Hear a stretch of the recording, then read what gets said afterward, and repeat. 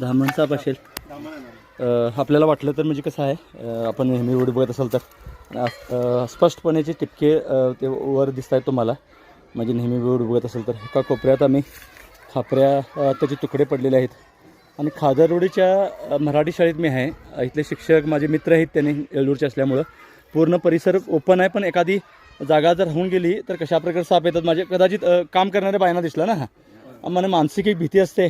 साप कोणता माहीत नाही, मात्र भीती मात्र सारखीच असते. हा मात्र काढल्यानंतर असं झालं की हा धामण निघाला. धामणपासून काही धोका नाही, उलट इथं असणारे लोक सुरक्षित असतात. कारण धामण असला की विषारी साप येण्याची शक्यता कमी असते. साधारण 3 वर्ष वयाचा धामण जातीचा साप आहे. साप दिसल्यानंतर आम्ही घाबरतो, एखादी वाईट घटना आपल्याला आठवते. काळजी तर नेहमीच घ्यावी लागते. एखादा साप आपण विषय संपत नाही, पण शक्य असलं तर आपण भीतो. यासाठी साप थांबण्याचं म्हणजे शक्य तर खाण्याची जागा असेल, त्याला खायला मिळत असेल आणि राहायला मिळत असेल, शक्यतो आपण काम करण्याचं ठिकाण असू देत, राहायचं ठिकाण असू देत किंवा आम्ही शिकतो ती शाळा असू देत, तिथं आपण काळजी घ्यायला पाहिजे. धामणपासून काहीच धोकाने वेगळं सांगण्याची गरज नाही आहे. तुम्ही हातात पकडल्यानं तुम्हाला लक्षात येत असेल, साधारण 3 वर्ष वयाचा हा धामण जातीचा साप आहे. धन्यवाद.